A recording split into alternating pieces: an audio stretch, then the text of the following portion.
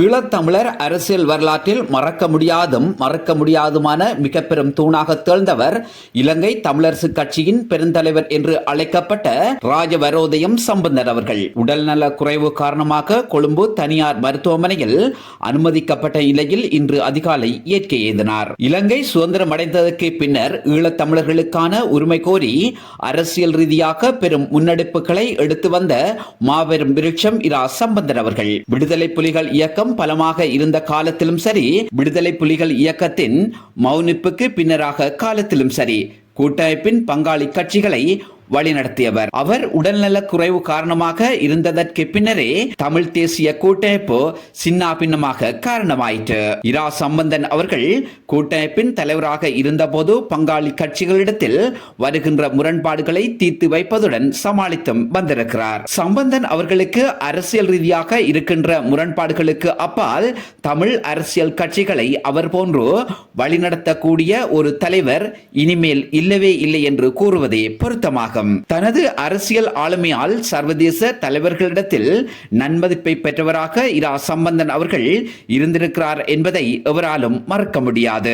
1933 ஆண்டு பிப்ரவரி மாதம் 5ஆம் தேதி திருகோணமலையில் பிறந்த சம்பந்தன் யாழ்ப்பாணம் பத்திரிசியார் கல்லூரி மற்றும் மொரட்டுவ புனித செபஸ்தியார் கல்லூரி ஆகியவற்றில் கல்வியை தொடர்ந்த சம்பந்தன் அவர்கள் சட்ட கல்லூரியில் சட்டம் பயின்று வழக்கறிஞரானார். 1972 ஆண்டில் இலங்கையின் முக்கிய தமிழ் அரசியல் கட்சிகளான இலங்கை தமிழரசு கட்சி, அகில இலங்கை தமிழ் காங்கிரஸ், இலங்கை தொழிலாளர் காங்கிரஸ் போன்ற கட்சிகள் ஒன்றிணைந்து ஆரம்பித்ததன் பின்னர் 1976 ஆண்டு தமிழர் விடுதலை கூட்டணியாக உருவெடுத்த கட்சிகளின் ஊடாக 1977 ஆண்டு நடந்த தேர்தலின் மூலம் திருகோணமலை மாவட்டத்தில் போட்டியிட்டு 15,144 வாக்குகளை பெற்று நாடாளுமன்றக்கு தெரிவானார் இரா சம்பந்தன் அவர்கள்.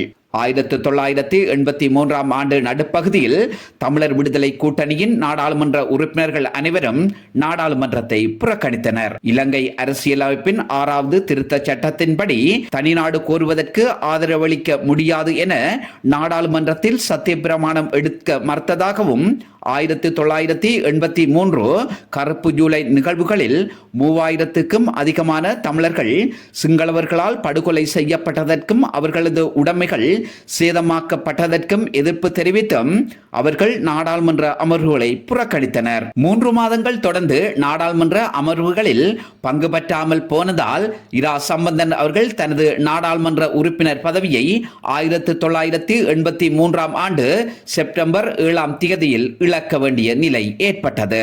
அதையடுத்து 1989 ஆண்டு இடம்பெற்ற நாடாளுமன்ற தேர்தலின் போது தமிழர் விடுதலை கூட்டணியின் ஊடாக திருகோணமலை மாவட்டத்தில் போட்டியிட்ட சம்பந்தன் அவர்களால் தேர்தலில் வெற்றியீட்ட முடியாமல் போனது.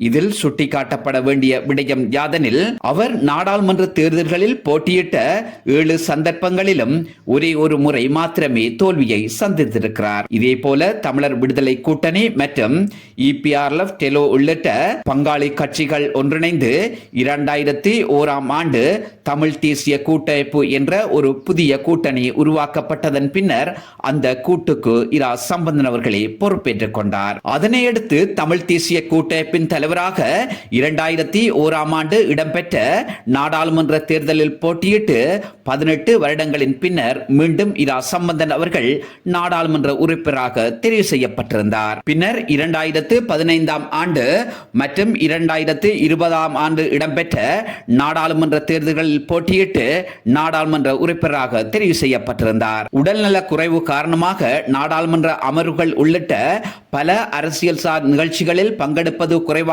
இருந்தபோதும் தமிழர் சார் அரசியல் நகர்வுகளை பழைய உத்வேகத்துடனேயே முன்னெடுத்து வந்தார் இரா சம்பந்தன் அவர்கள். நாடாளுமன்றத்துக்குள் இடம்பெறும் வாத விவாதங்களின் போதும் தமிழர்களுக்கு எதிராகவோ அல்லது தமிழர்களை தூற்றும் விதமாகவோ கீழ்நிலைப்படுத்தியோ சிங்கள அரசியல்வாதிகள் கூச்சலிடும் போது அதற்கு தக்க பதிலடி கொடுத்து சம்பந்தன் ஆற்றும் முறை பலரிடத்தில் வரவேற்பை பெற்றதொன்றாக பார்க்கப்பட்டிருக்கின்றது. இவைகளை கடந்து இலங்கை தமிழரசு கட்சியின் ஸ்தாபகர் தந்தை செல்வநாயகம் அவர்களுக்கு பின்னர் ஒரு அடைமொழியுடன் நோக்கப்பட்ட ஒரே ஒரு தலைவர் என்றால் அது ராஜவரோதயம் சம்பந்தன் ஒருவரே ஆவார். எனவே சம்பந்தன் அவர்களின் இழப்பென்பது ஈழத்தமிழர்கள் வரலாற்றில் ஈடு செய்ய முடியாதோர் பேரிழப்பாகும்.